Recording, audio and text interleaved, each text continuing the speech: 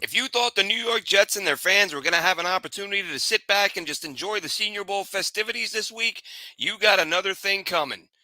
I'm Glenn Naughton with JetNation Radio and JetNation.com. Be sure to log into JetNation.com where you can register and become a part of what is the most active Jets message board on the web. Joined this week from Mobile, Alabama with Dylan Tereman and Chris Schubert. Chris not on location, but he's here to talk about today's breaking news and, of course, a little bit of what he's hearing about Mobile. So, fellas, Diana Rossini of ESPN, we got to start with this. It's the story of the day.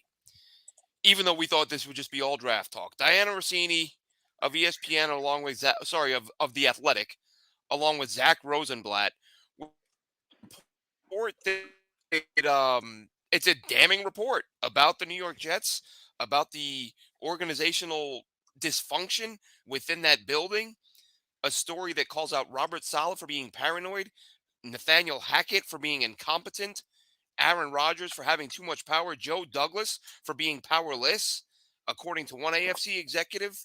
Not a great look for anyone in the building.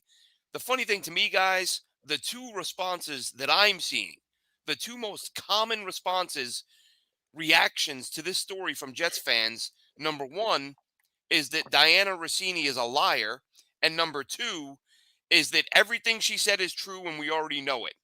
So both those things can't be true. She's either a liar or what she's saying is true. And if I had to guess based on what we saw this year, it's true. What do we think, fellas? I'll take it first. I know Chris has a whole college dissertation out for this specific report, but I think the truth lies somewhere in the middle. I think Jets fans love to live in the extremes of, oh, Diana is a liar, sure, whatever. I mean, she doesn't get paid to just spread constant lies. Obviously, some things she says have to be accurate for her to keep a job at such a place like The Athletic.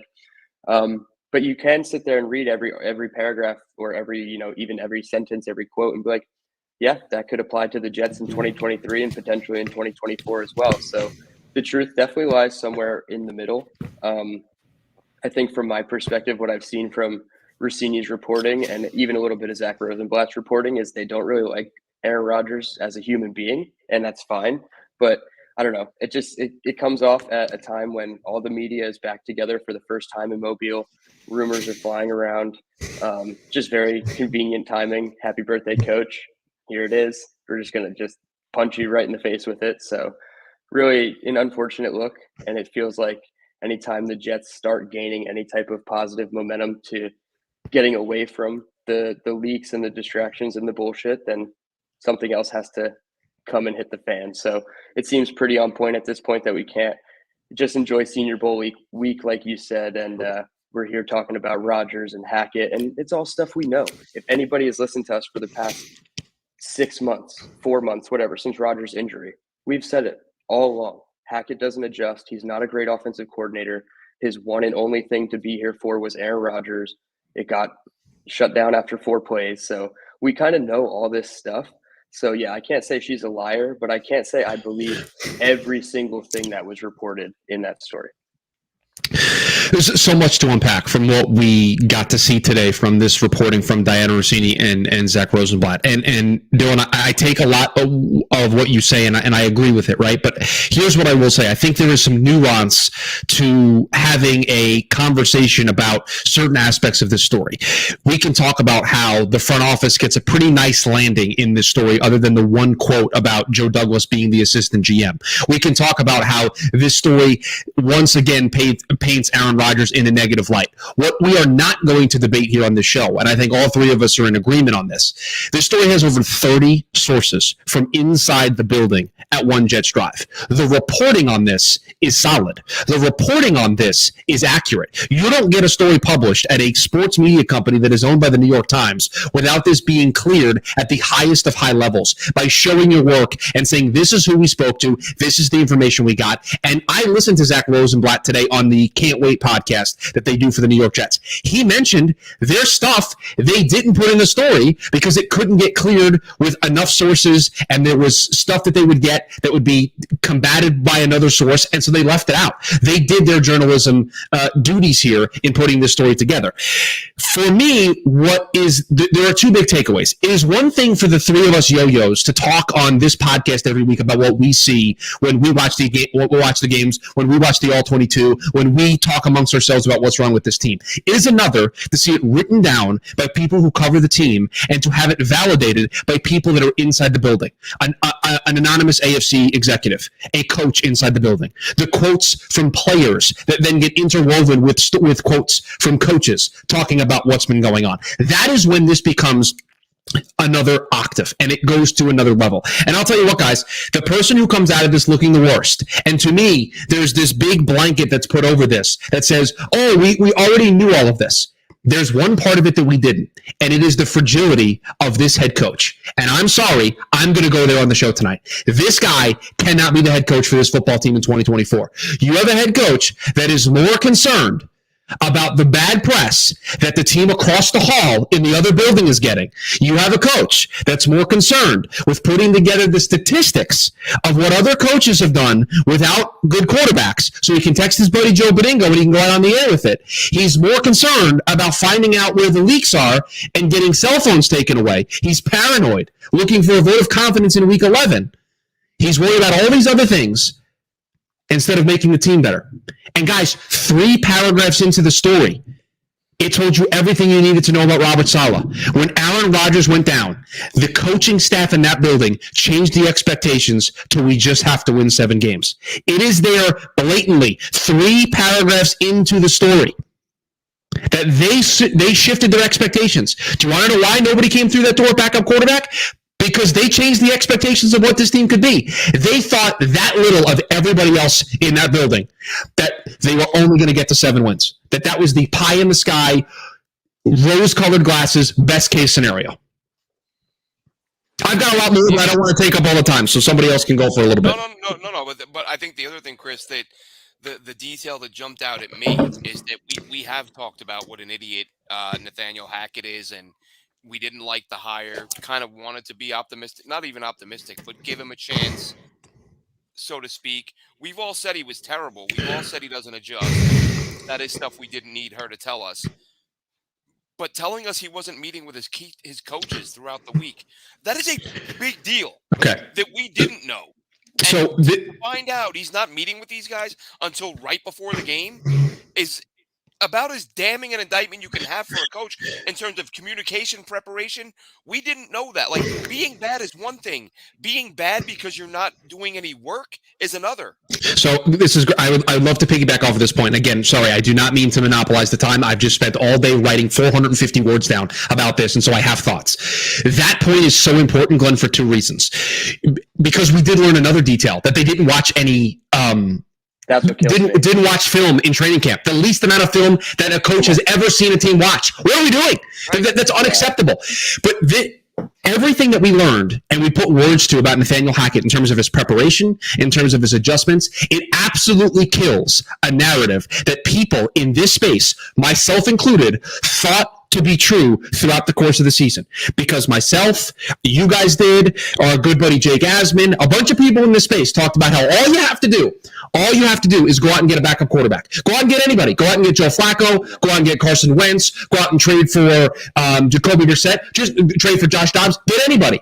Do you know what you have to do when you bring in a backup quarterback? When you are on the plan B at quarterback and you don't have plan A, the 2 things you have to do, better than everybody else, you have to out-prepare them and you have to out-adjust them. When you don't have your go-to guy, you have to out-prepare and you have to out-adjust. Nathaniel Hackett cannot do either of those things. Yet this organization is going to run it back with the exact same group, and they're going to change one piece. Don't give me that they got rid of their running backs coach. Don't give me that Rex Hogan and the Jets parted ways. Do not give me that. You are running back the same coaching staff that is unprepared, that does not adjust, that does whatever Aaron wants. When we look back 3 years from now, and I'm hoping that we are doing this podcast together, there is going to be a tombstone for this era of Jets football, and there's going to be 2 quotes on it. It's the quote that's down below me right now, and the other one is, that's what Aaron wants. Those are the 2 quotes that are going to be on the tombstone for this era of New York Jets football. Because I'm sorry, guys, I've said it all offseason long, and I will continue to say it. This football team is going nowhere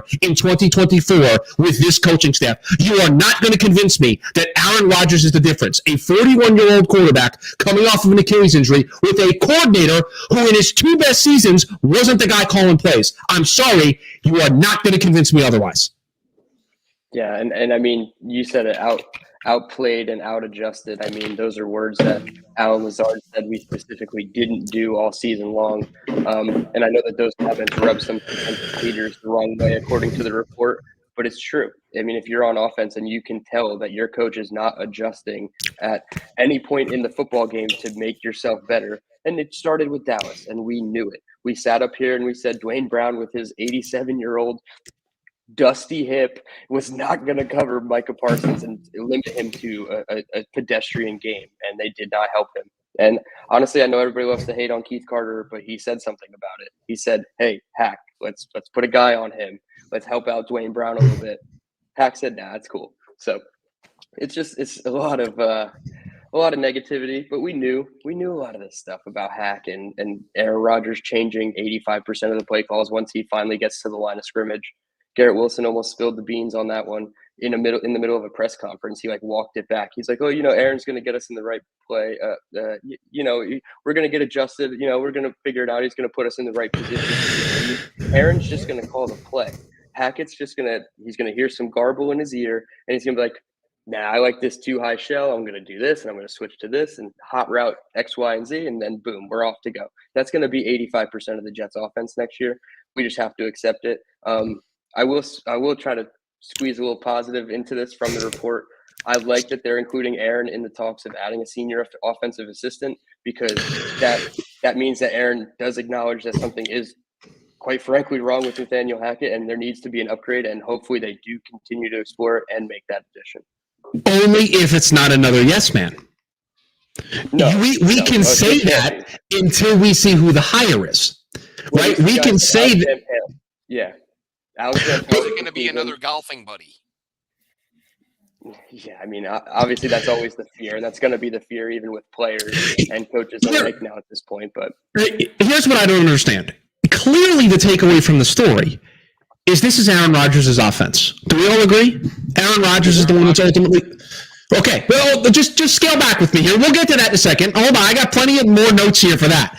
But just scale back with me. It's Aaron Rodgers' offense. He's going to be the guy that changes the play, and they do what he wants anyway, right? We agree there? Of course. Then why do we have to protect Nathaniel Hackett so much?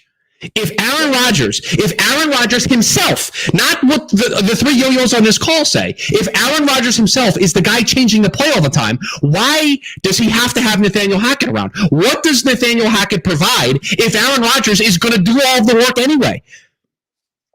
Yeah. At this nothing. point, I mean, that's what everyone. That was the assumption when he arrived, was that he's going to be his buddy, and Aaron's going to run the offense. And I said when Rodgers got hurt, I said, now, with us having expected Hackett to be the guy just sitting by while Rodgers ran the offense, I said now Hackett's going to have to earn his money and be the guy, because the real guy is out now. So now we get to see what Hackett's got, and he's got nothing. He's terrible. He's a bad OC. His dad was a bad OC. He's a Nepo coordinator who got a job because his dad was a coordinator and he was in the league forever. He has a job because of who his dad was, and he probably makes Aaron Rodgers laugh when he says super hilarious things like tutties.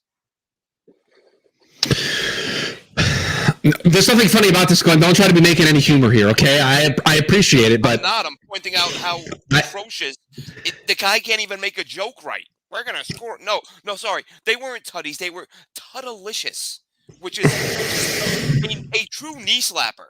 Bill Burr must have heard that and thought, "Oh, how did I not think of that?" The comedic genius.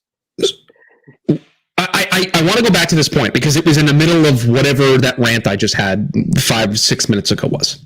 You have a head coach who was more concerned about the unfair press that he was getting and that he thought the Giants should get the same amount of press. Can I just say something here amongst friends? And I apologize to anybody in the chat who might disagree with this. The Giants coaching staff was fracturing at the seams throughout the course of the season. They put out a better product in the second half of the season than the New York Jets did. You've got the head coach and the defensive coordinator ready to kill each other. You've got Tommy DeVito and the quarterback, and they're putting together a better product than what Robert Saleh was able to put together. You've got a coach that sees his quarterback go on Pat McAfee and call out the BS about leaks, and his response is to be so paranoid that he calls a meeting and he tells the person who leaked the story to stand up, that they won't get in trouble, and then he threatens, like my child's fourth grade teacher, to steal their cell phones and look through their cell phones to try to figure out who the leak was. Guys, this guy cannot be the head coach. Glenn, you've heard me talk about it when you and I have done the show. He is going to cost the team a game because he's not a good coach, and that has not reared its ugly head yet. People are mad, myself included, at Robert Saleh, and he hasn't even made a poor coaching blunder the way people think Dan Campbell had a coaching blunder in the NFC Championship game. Robert Saleh hasn't had a blunder like that yet that has cost the Jets a game. What are we doing here? The best coach the New York Jets can put on the field for 2024 is Robert Saleh. You cannot convince me with Mike Vrabel, Pete Carroll, Aaron Glenn, Ben Johnson for a brief moment of time was available. You cannot convince me that Robert Saleh is the best option the New York Jets have at head coach for 2024. You can't. He's not. Did you just accidentally leave Bill Belichick off that list? Well, you could put him on the list. I just didn't think he would take the Jets job, so I felt like that was not going to help my point. But yeah, Bill can go on there too. And the crazy thing is they need somebody with Bill's mentality of like, we're going to clean this mess up. But the problem is, even hypothetically, even if you could bring in Bill, he can't draft. He's terrible. I love this point. Because I agree. I wouldn't give Bill the reins anyway. You're already giving the reins to the quarterback, so it can't be worse. You're Joe Douglas. You have already given up the reins to Aaron Rodgers. You're telling me that Aaron Rodgers is going to be better at this than Bill Belichick? I think Bill sucks at it. He's terrible. But Aaron Rodgers ain't great. Billy Turner, Tim Boyle, Alan Lazard. He wanted Odell Beckham Jr. How'd that work out for Baltimore? Dalvin Cook. Dalvin Cook's another great example. He ghosted Zach Wilson 2 weeks into the season. Yeah. It's dumpster fire, clown show, tire fire, whatever word you want to use. Same circus, different clowns. That's all it is. And real quick, because I know a lot of people have jumped on this, and I'm not going to let them do it. I'm the first person to call him out when he does something poorly. Woody Johnson is well within his rights to see the criticism on Twitter of the way this team is performing and to go into the head coach and say, what the F are we doing about this? He pays a lot of money for this franchise. He operates it on a daily basis. He invests a lot of time, effort, and money into it. He's allowed to go into the head coach and be like, all these people on Twitter are complaining about X, Y, and Z. What's going on here, dude? He's absolutely well within his rights. He's not telling Robert Saleh, do X, Y, and Z. Now, maybe if you want to look at the part of the story where it says that the Jets needed approval to play the young guys, maybe that's pointing to Woody. I don't know. I think that might be pointing towards Joe Douglas and higher executives in the front office in that regard. Well, I don't know one way or the other on that. But I get so animated about this in particular because we are supposed to believe that by running it back and inserting a 41-year-old quarterback coming off of a major injury to his legs, that things are going to be different. What's more likely? That on January 31st, 2025, we are talking about the New York Jets being in the Super Bowl, or we are here discussing another athletic piece talking about the dysfunction of the New York Jets? There's your answer. It's all like, as we've said, quarterbacks today, especially it's not going to be any more likely with a 40-year-old. They don't play 17 games. Aaron Rodgers is going to miss time at some point. It's a question of, is he going to miss 2 games or is he going to miss 10-plus games and they miss the playoffs again? Look, I'm now of the belief that no matter who's a quarterback, if Nathaniel Hackett's the coordinator, they're not going to succeed. Yeah. Read the story. They don't watch film in training camp. He doesn't adjust in games when his coach is one of his positional coaches is screaming at him for help, and he doesn't meet with the position coaches until late in the week to game plan. You are not going to win with a backup quarterback. You have to go out of your way, folks. I hate to do this. I hate to do this. When the Vikings traded for Josh Dobbs, he hadn't practiced at all. Go find the clip of Kevin O'Connell talking to him in his ear, literally breaking down the play, piece by piece. Nathaniel Hackett is not doing that for the backup quarterback of the New York Jets. This story proves it. So they are not going to go anywhere if Aaron Rodgers misses any time. By the way, they're not going to go anywhere if Rodgers plays. This team is broken. They're poorly coached. They're poorly put together on offense. One offseason is not going to fix that. And if you believe the story, the GM is the quarterback, so Joe Douglas can't even do anything about it anyway. And that, the Joe Douglas comment, I think it depends on, I've heard people say he got off easy, but to me, that's like an emasculating thing. Like, that's a type A type of job.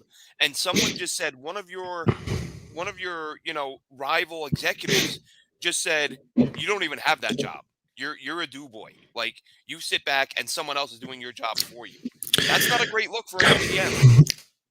Yeah, I mean, it definitely painted the picture like he was completely handcuffed. I don't know if that's obviously like the entire truth of it, but yeah, I mean, that's definitely not a good look for him specifically, but the front office as a whole, I felt like they kind of got away a little easy with this whole thing. Obviously, we know the report that came out today about Rex Hogan, but that apparently happened a couple weeks ago. So I don't know. I felt like the front office got off a little easy other than that specific comment about Joe Douglas not having any control.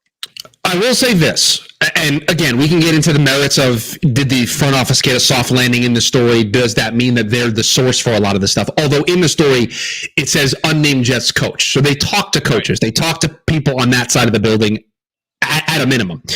But I listened to Zach Rosenblatt because I highly recommend finish listening to us first, but then go and listen to the Can't Wait where Zach Rosenblatt explains more of the story. And he mentioned that in Green Bay, Aaron Rodgers had been completely shunned by the Green Bay Packers front office, that they didn't want his input at all. And he talked about how with the Jets, it had gone to the complete opposite end of the spectrum. And Zach feels that Joe Douglas has learned from that mistake. And he was I'm trying to put a positive spin on what I've been ranting about for the last 10 minutes or so. He said that he feels Joe is going to get back to being the Joe Douglas that we saw have a great draft. Because he brought up a good point. Anything about Joe Douglas tell you that he would be interested in paying Dalvin Cook that kind of money? No. Anything about Joe Douglas tell you that he would give Alan Lazard that kind of money? Anything about Joe Douglas tell you that that's the way he would conduct free agency? And so I don't know if it was Zach trying to just maybe spin a positive spin on it, but listening to him, he made it seem like the front office, like Joe Douglas in particular, had learned from this mistake. And I'm here to tell you, that is the only path out. The only path out is if Joe Douglas has learned, I'm not letting this guy dictate things. I'm going to tell him what I'm going to do and see if he likes it or not, but I'm going to go back to what got me to this position and put this Jets team in a position to where Aaron Rodgers wanted to come here. Guys, that's the only way I see that this team can get out of this hole. Grace. That was literally one story. Sorry, go ahead, Dylan. I was going to say that's just literally the saving grace is if he can go back to, taking charge and dominating these draft classes again, even if it's just like your premium picks and like your day 3 picks are questionable or you just only find depth. We've talked about it ad nauseum. If you find 2 starters and 2 backups in one draft class, that is a good draft class. Joe Douglas is very well capable of doing that as long as, you don't have new assistant GM Aaron Rodgers in his ear telling him who to pick. So that's one thing. Every now and then this happens, right? When you write for a team site, whether it's a dopey blogger or a professional, doesn't matter. Every now and then you're going to have an idea for a story, and you're going to either you say I write it tomorrow, or you go to write it, and you see someone else had the same thought and they did a story.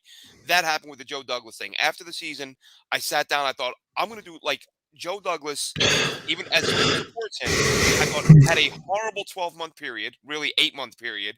He needs to get back in charge. He signed a bunch of dudes he didn't want in order. I literally have had people on Twitter tell me he wanted Randall Cobb.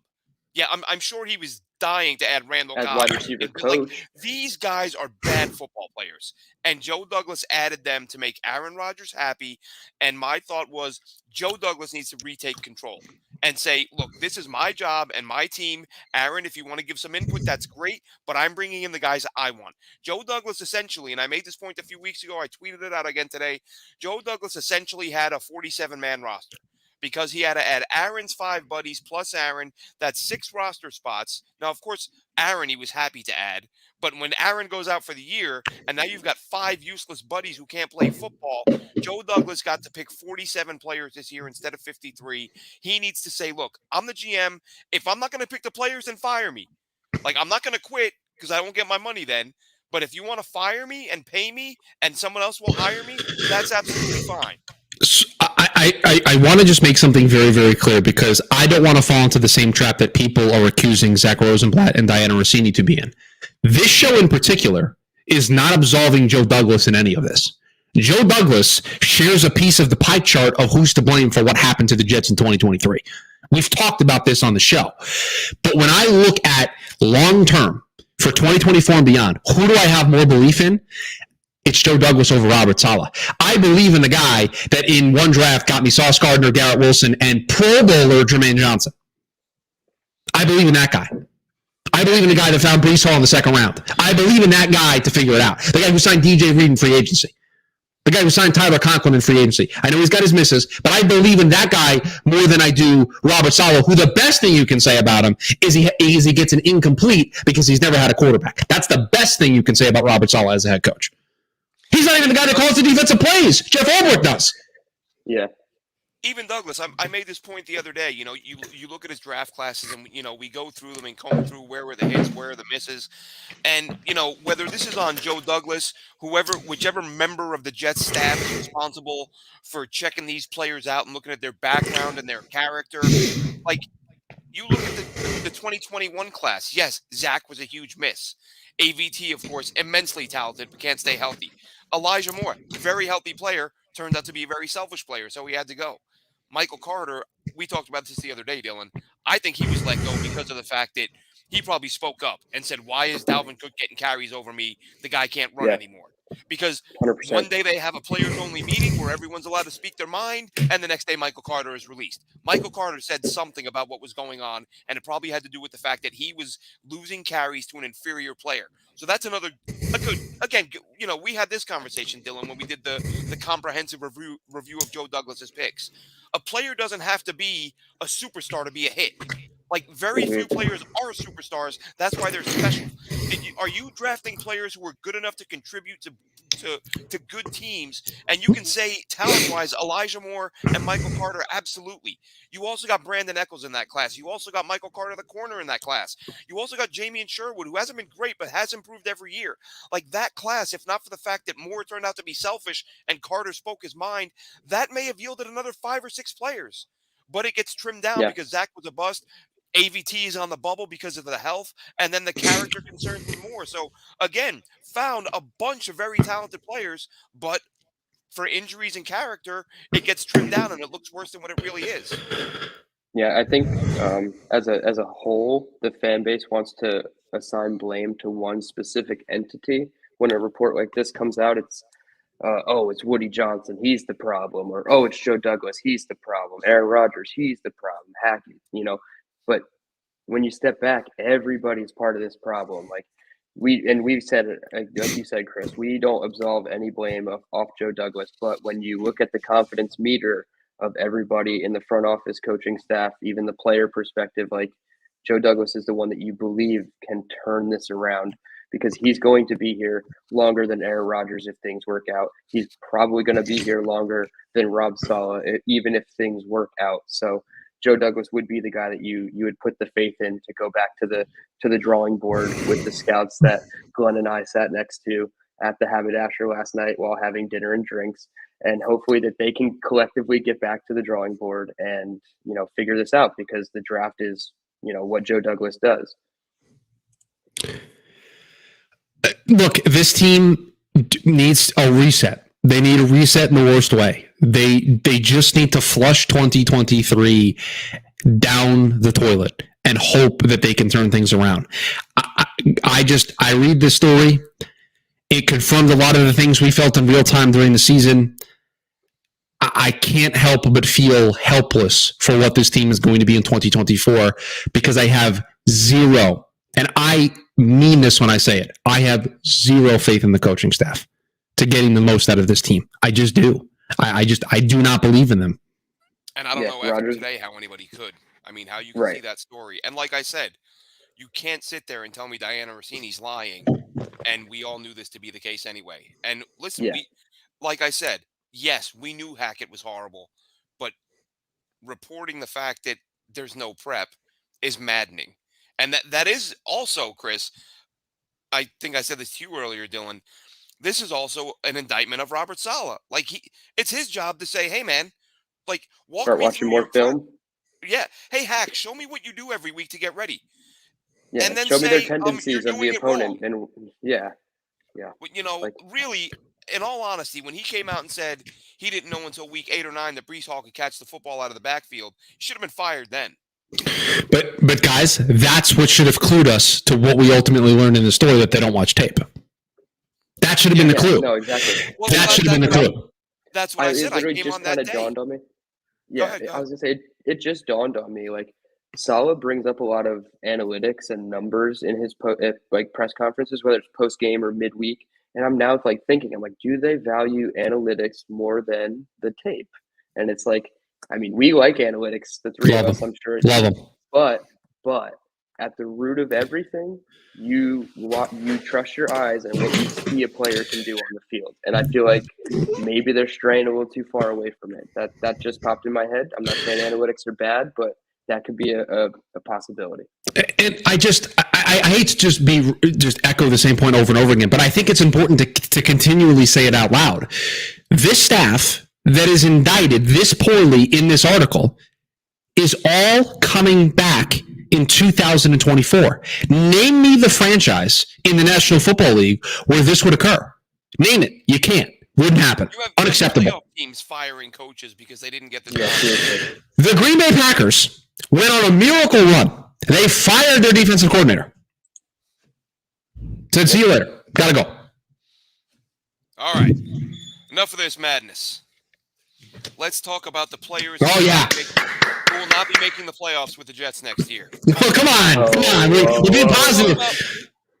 Which player are the Jets going to draft and not coach next season? So can we do something fun? Can I just shout names at you guys of players that I'm interested in and you guys tell me your thoughts? Because I'm not there, you were there. Can we do that?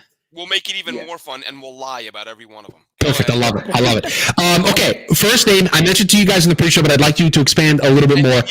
First, quick, for the listeners, Chris, you're aware of this, we're aware of this. For anyone who doesn't know, there are over 120 players out there. You don't see every single thing every single guy does. Some of these guys you're talking about seeing a very small sample size based on what you've seen. Some guys you haven't seen at all. So with that in mind, Chris.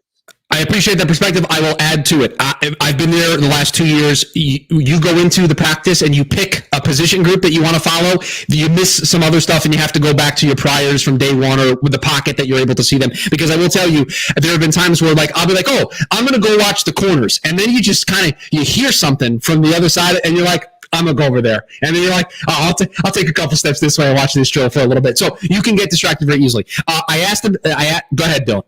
I was just going to say our caveat because you weren't on our show yesterday. Yesterday, I watched wide receiver DBs. Okay. And watched O-line, D-line. Today, we switched. Okay. So now we finally have a pretty good, of everything. But like we said, there's 130 guys. Perfect. I would like to start with, and this is going to be a random name, but because I asked you guys about him in the pre-show, I'd love you to expand a little bit more. Talk to me about my guy, Ricky Pearsall from Florida. Not getting a ton of catches, really, but getting open consistently. You can see the wiggle. You can see the fluid route running. If you watched him in Florida, honestly, he's one of those guys you don't need to see him. You don't need to see him try to catch the ball this week because he's got some of the best hands in the country. But going against some of these top corners, these top DBs, he's doing a really nice job of getting open. A lot of the throws, which is unfortunate, we're seeing a lot of very short, intermediate check down type stuff. So Pearsall's not getting very involved, but every time I've watched him, he's managed to shake DBs and get open. Yeah, yesterday he had a really sick double move on Cam Hart in the end zone for a touchdown. But then he did get beat by Max Melton, the Rucker corner. But yeah, I would say Ricky Pearsall stood out to me the most as a guy who's been getting open, and then the quarterbacks just can't get him the ball for whatever reason. I hate to do this but I think this will be best for what we do here on this show. Let's talk about the offensive lineman. Fuaga has been a name because Samini threw him out there. That apparently he's caught Joe Douglas's attention and like he's the guy. I know he's there, but there are other names of players that could be available on day 2 and day 3 of the draft as well. So if you want to talk about a couple guys that have stood out to you from these 2 days. Yeah, I'll go first. I'll go first on this one. The guy who looked the best at the offensive tackle position, other than Fuanga, was definitely Tyler Guyton from Oklahoma. Yesterday was his day for sure.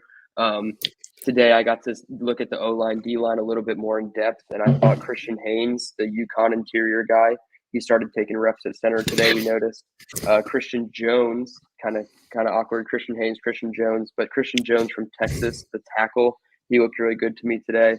And then Andrew Rame, the center from Oklahoma, also looked good. So both Oklahoma guys are definitely on my radar now. But a guy that I didn't know anything about coming into the week, but the first thing I noticed was just his sheer size, was Patrick Paul from Houston. Yeah. So that's a guy that I'm watching. He was just, getting out of his stance fast, getting on the move on the outside runs. They were just against air, no defensive players there, but he was just getting out of his stance fast. And I think that's really important for what the Jets want to do offensively. Yeah, for me, I think the best lineman down here has been Jackson Powers Johnson, the center out of Oregon. He's of all the guys, he's probably got the least wasted movement. Like everything is so perfect, crisp, almost robotic in a good way.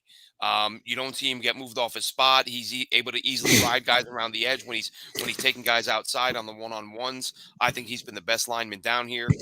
But a guy who I liked a lot coming into the process, and I was hoping he would show out this week, and I think he's done a nice job. I saw some people giving him some love and some tweets yesterday. But Javon Foster out of Mizzou, really good player, big guy, good wingspan. Spoke to him today at the media day, talked to him about the week he's having, about the game he played against Ohio State to close out his college career. Didn't realize his dad was an Ohio State player. So he said that game meant a lot to him because he wanted to have bragging rights for the rest of his life over his dad that they beat Ohio State in his final college game. But he's a guy who held up well against some really good pass rushers. He does at time to time, he will get off balance. That's something he needs to work on. But he's one of those linemen that once, he's aggressive, and once he comes forward and gets his hands on you, you're going to have a really hard time getting away. Those have been 2 of my favorite guys this week, and Dylan touched on some of the guys already that I've also liked. And Tanner Bortolini, let's give him some credit, Dylan. He got shellacked on day 1. He looked like he didn't belong here. Today, much better day, and you do see that sometimes. Sometimes guys from day 1 to day 2 make a huge leap. Saw him playing well, and I'm sure the coaches noticed that he seemed to be getting a lot of attaboys from the coaching staff. So Bortolini had a really rough day 1, but a solid day 2. I was going to say, it's a good day for you when you just finish up your one-on-one rep and the coach from behind you yells, "That a boy, Tanner, what a play." And I was like, yep, you got to write that down. Bortolini had a good rep. And when those coaches start yelling at you by your first name, that's a good sign. Yeah, and when you can stack days where you go from one day to the next and you show that growth, you show that improvement you're taking to the coaching, they love that. I want to talk about Jackson Powers Johnson. And Dylan, this is specifically for you because I know you were there last year. You can attest to if this feels the same. Does this feel similar? You're already shaking your head, and so I'm getting excited. He's better than JMS? Because that buzz was real. The hype left the station, and I was driving the bus for John Michael Schmitz at the Senior Bowl. He's better? I think so. He's better than JMS. I don't think the buzz has quite been what JMS has garnered last Senior Bowl, but I think from a performance perspective, he is better. He's looking a lot better. Now, we're not taking him at 10, but wow. You want to hear a crazy fact about him that Jim Nagy shared with the press on the first morning. Somebody asked something about him. He's apparently a Utah kid, from Utah, grew up, and Jim Nagy asked him, who did you like growing up? And he said Utah. And he said, who did you want to play for? He said Utah. He said, why didn't you play for Utah? And he said, they told me I wasn't good enough. I went there and they said I wasn't good enough to play college football. And maybe that was Bo Nix may have said that. I think that was Bo Nix talking because they talked back to back. Bo Nix and Jim Yep. Nagy spoke back to back. And I think Bo Nix was saying that JPJ was told by Utah that sorry, you're not good enough to play center at the college level. And I would say fair to say he's proven them wrong at this point. Oh, that gets me very excited. I'm in now. Yeah, All I'd say What the other news only you got, negative. Chris? I'd say the only Sorry, go negative ahead. I have about Powers Johnson, and this is completely irrelevant. I was sitting next to a guy from Cover One. He's a big Ducks fan. He's telling me everything. There's 3 Oregon Ducks here: Brandon Dorless, Bo Nix, and Powers Johnson. How has Dorless looked? Sorry, I don't mean to interrupt. Dorless is popped. He's popped. Okay, that's fun. That's very fun. He was one of my guys last year. There's 3 Ducks here: Nix, Dorless, and Powers Johnson. They're all wearing 3 different Oregon helmet variations. And Powers Johnson picked the silver Oregon Ducks helmet. My only red flag. Like, Wow, he could have picked that's tough. the black one with the O, or the one with the feathers, And the Oregon guy pointed it out to me. So I was like, you know what? That is kind of my only negative. Can't draft him now. Can't take him. Yeah. No, but if we had a second round pick, I don't even think he would be there for that pick. Did I mention Isaiah Adams? I meant to mention him. No, and I was going to mention Isaiah Adams. Yeah, Isaiah Adams, a guy who I was looking forward to coming into this because I liked him a lot last year at Illinois playing on the interior. He started out at guard this year, only played 2 games, then he moved outside to tackle. I talked to him about that today, and he just said it was out of necessity, and he let the coaches know he'd be willing to kick outside if they wanted him there. But a guy who I just got a tidbit. Sorry to cut you off. I just got a tidbit from Dom C about Powers Johnson. He got an interview with him today at the convention center, and he said that he was Zach Wilson's teammate in high school. You mentioned he was a Utah guy, so can't draft. What are we supposed to do with that? Well, no, hold on. Just because they were teammates, hold on. We got to do some more digging there, Dom. You'll get some more digging. Yeah. Should have followed up there. As we're crossing him off our draft boards for all the wrong reasons. Never mind. How have the quarter? This is totally not Jets related because I don't think they're going to do it. But how have the quarterbacks looked?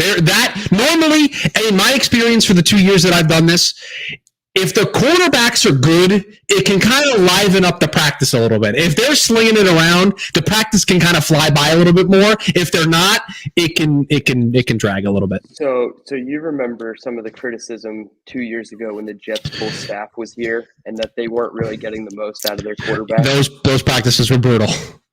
Dude, that's how it feels. Wow. So many checkdowns. It's so bad. Okay, zip routes, 7 checkdowns, routes on air, hook routes for the running backs, just in the flat. You get to the back of your drop. Why aren't you throwing the 20-yard pass?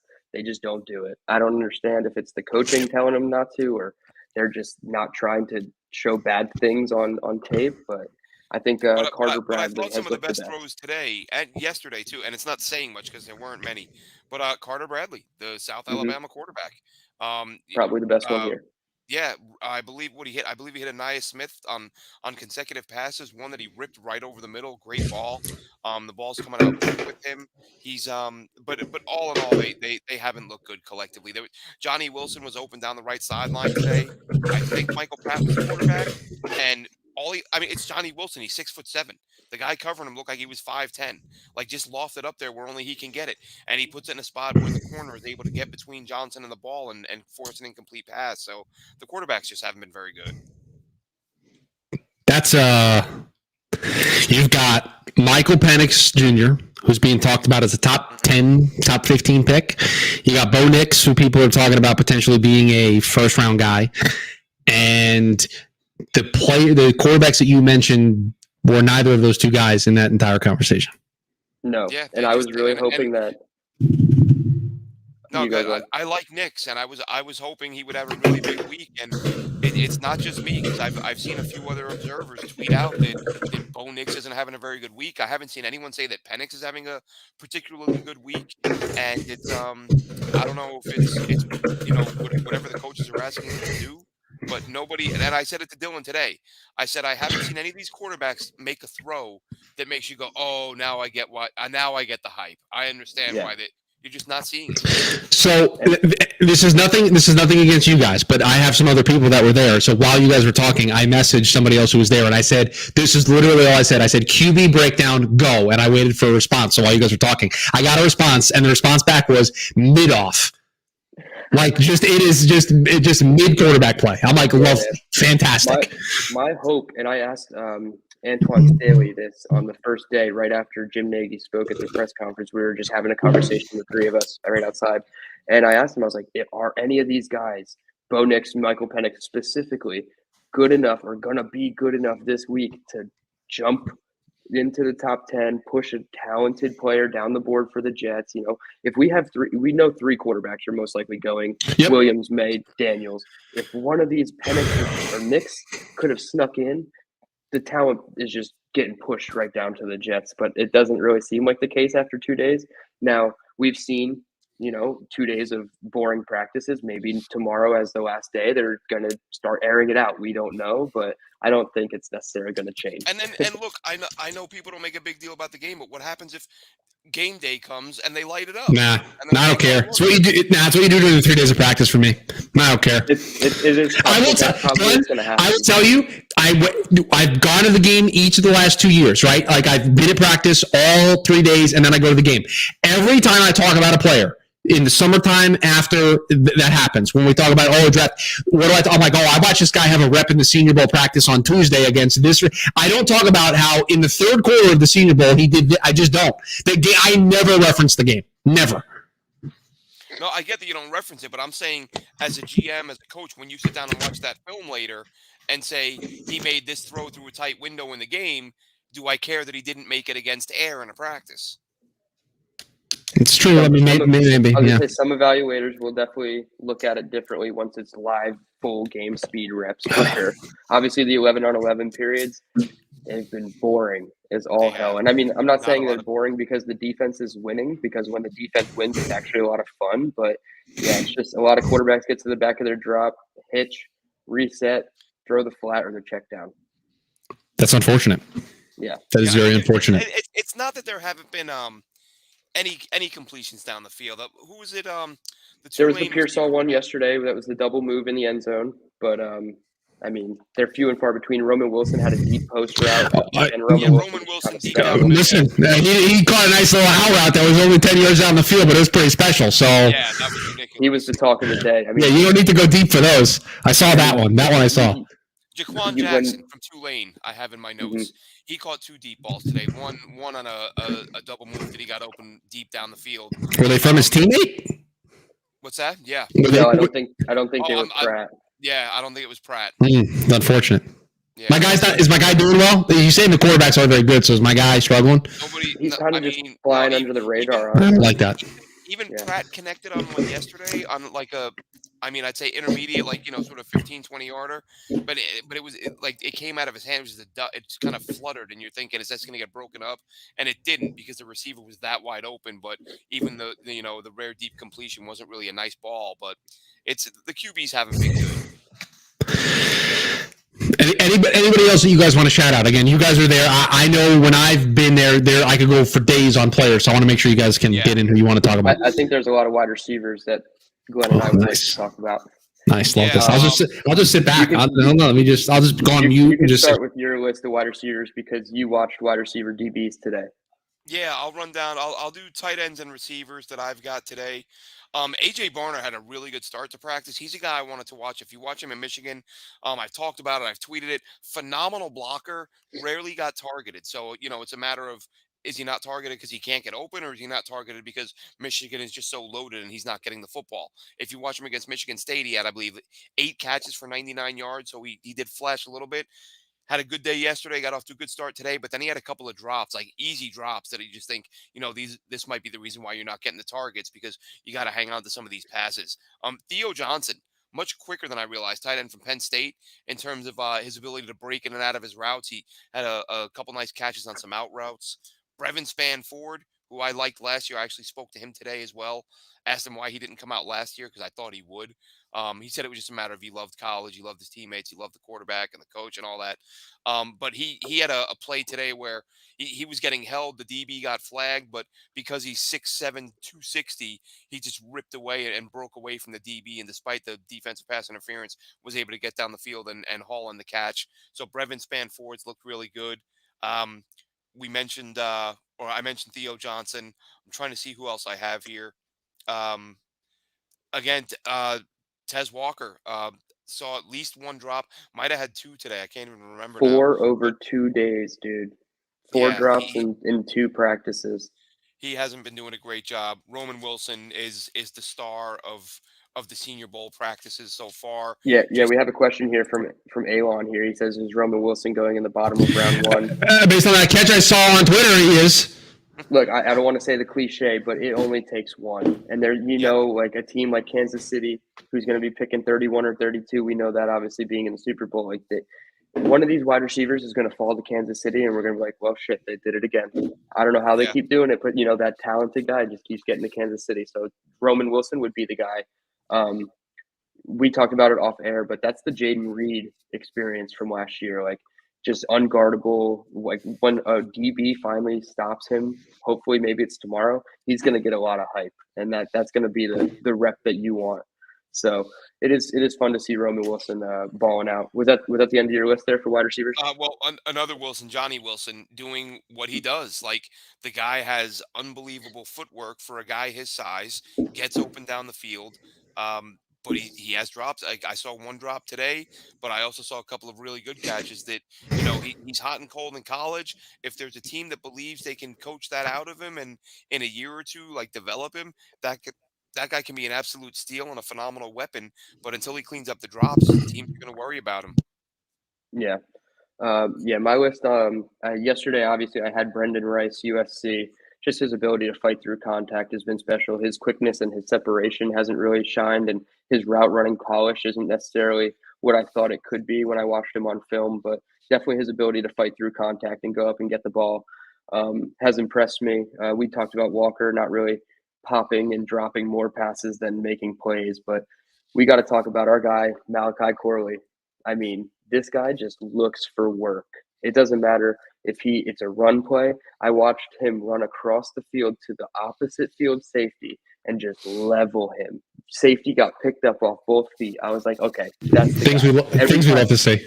Every time Corley has the ball in his hands, like he just puts his shoulder down. And I hate using the cliche that everybody uses of, oh, you got to find the next Debo. But when you look at his usage, his skill set, the strength profile that he has, it's very Debo-esque. And I'm not saying he will be a top 40 pick, but if the Jets had a second rounder, Malachi Corley would be on that short list of players that I'd be looking at with that. Well, do you know his measurables offhand from the official measurements? Yeah. I'm going to look at something. Yeah, I got him right here. They got him at 5'10" and 5'8". While you're looking those up, Dylan, I'll throw in, we didn't mention Luke McCaffrey, who had really good days yesterday and today. The Rice product, as we've said, son of Ed, brother of Christian. The guy just he blocks his ass off. Showed really good hands again today. And if you watch his college film, watch him against Texas. Scored a late touchdown against them where he gets blown up and his helmet popped off, and he just pops right up celebrating the touchdown. Luke McCaffrey's going to be a steal for somebody. Yeah, we got Malachi Corley listed at 5'10" and 5'8", 215 pounds. Yeah, so I did I pulled up the mock draftable for Debo. Debo was 5'11" and a quarter, 214, and his wingspan was 75 and an eighth, and his arm length was 31 and 3/8. Okay, so Corley's wingspan is 75 and a half, and his arm is 30 and 7/8. Okay, so you're talking about a quarter inch. Yeah, they're close. Yeah, they're close. And like those numbers for Debo, just for those listening, his height is 27th percentile amongst wide receivers. His weight is 78th percentile. His wingspan 35th percentile. Arm length 32nd percentile. So not like a freak. Like it's the other stuff that he brings to the table as to why you like him, and it feels like that's the same with Corley. Yeah. the juice that he brings at the contact point, even without the ball, but specifically with the ball, is very Debo-esque because once he trucks you over, he then has the speed to take off and take it the distance. So very excited to see him. NY Sports Wicker Media chiming in. Hey guys, how we doing? What's up, man? Better now that we're talking about senior role players than we were at the beginning of the show. Yeah, first half of the show was much more negative, and the vibes have certainly picked up again. But I had one more. Glenn, this is like day 17 for you on this trip, right? Like you've been going for 3 weeks now. What? I said this is like day 17 for you on the trip. Like you've been gone for 3 weeks now. Gone from where? Like you've been in Mobile. You've been traveling. You explained to everybody on the show. It feels like sounds like it too. I'm hurt. I'm hurt. I had one more name from the wide receiver group that I did want to shout out, and the most obscure school I think on this entire roster. This is what I do. Southeast Missouri State. Love it. Ryan Flournoy. He was on the American team. I don't know. Never heard of him once before today. I think somebody's like, oh, watch number 13. Okay, I'll watch number 13 for a couple minutes. Made 2 or 3 really nice catches coming back to the ball, too. I always love when it's you get to the top of your route and you realize that the quarterback is not in phase with you, and then you still come back more and make the play. So those little things, and I mean, from Southeast Missouri State, you don't expect those things. But, yeah, he definitely deserves to be here. And I'm so glad when Mobile brings these guys in. Last year, my defensive guy was Gregory Jr. from Wichita Baptist. And so Southeast Missouri State is that small school guy that we should keep an eye on. Ryan Flournoy. Okay, love it. Yep. We should go before Glenn falls asleep on us. I was gonna say, I think note on Flournoy, he isn't. I hadn't heard of him at all, and same thing. I saw him make a catch today, and I heard somebody say the name, and I was like, "What? Like who's that?" And then a few minutes later, he made another catch down on the opposite sideline on a deep ball that he looked really good. And I was like, I gotta get spun up on this dude because I hadn't noticed him yesterday at all, and I don't recall seeing his name on the roster. I mean, we look over the roster a million times. And so obviously didn't see that one, but he looked good today. Yeah. Did you have any other guys before we get out of here? We're about at the hour now. On the defensive side, Chris Abrams-Drain had a really nice day. The Mizzou corner, he had a few or at least a couple PBUs. Anaya Smith, I mentioned earlier, he had a good day. Nehemiah Pritchett, who I said to you, Dylan, while we were there, I feel like I started watching him in college a decade ago. I don't know how many years he stayed there. I don't know if he's like Tommy. He's on the Tommy Boy plan, but he's been in college for a little while now. But he had a good day today, I thought. Mentioned Javon Foster already. I see, and again, having mentioned him, I just saw my note where Carter Bradley hits Anaya Smith deep down the middle twice in a row. So a good day for him. And I think that's it. That's it for me. Yeah. I was going to say, did either of you happen to see the rep? It was Christian Haynes versus Jordan Jefferson from LSU, and the little bit of the scuffle that happened. They happened to catch it on NFL Network as well, and I think it was Charles Davis and Daniel Jeremiah were in the booth. Christian Haynes, the interior guard, stonewalled Jordan Jefferson, the D tackle from LSU, and they kind of got a little handsy. You know, the hands kept going up and more up into the face, and Jordan Jefferson took his helmet, Christian Haynes' helmet off, and threw it across the entire one-on-one circle. And even the guys on television were like, whoa. Oh, well, Yeah. hey now. Be careful. There's media members down there. Somebody gets hit with a stray helmet. Dude, seriously, right? I mean, I'd be concussed. But then Christian Haynes picks up his helmet, and you hear him on the hot mic. He's like, go to church. Go to church. And I was like, ooh. So he won the rep, got his helmet ripped off, didn't say anything, picked up his helmet nicely, and then just said, go to church. I was like, dude, he won that rep 4 times over. And, I mean, it's a bad look for Jordan Jefferson. And he worked center today, too, didn't he? And yesterday a little bit. Yeah. Love a guy who goes down there and works at different positions. I love it. If you're an offensive lineman, you go down there and you show your versatility, you're going to make yourself some money. You just do. 1,000%. And just one guy. Actually, the guy we mentioned earlier, Javon Foster, has been working at right tackle today. One position. Oh, go ahead. I'm sorry. No, you go. No, I was going to say Javon Foster has been working at right tackle as well. Since I had the receivers and corners today, I didn't really notice that. When I did watch him today, he was on the left side. But when I spoke to him, I asked if they were going to ask him to play right tackle, and he said he took a few reps over there today. Oh, nice. We have a comment here. Any thoughts on Cooper Beebe? Yeah, Cooper he Beebe. backed out. He backed out. Yeah, So he no backed out longer because here. he knows he's one of the best linemen in the draft, and he Yeah, doesn't have to show anything else. And he's a guy exactly. that I would take in the 20s or early second round happily if I were the Jets. One defensive guy I did want to mention. He's not on the Jets' radar. He shouldn't be on the Jets' radar. But he's a very good player. Quinyon Mitchell, cornerback from Toledo, Yeah, had a long pass intercepted. Him against Brendan Rice in the end zone, I believe, or just before the end zone. So that was one of the only deep balls that I saw, and Quinyon Mitchell intercepted it.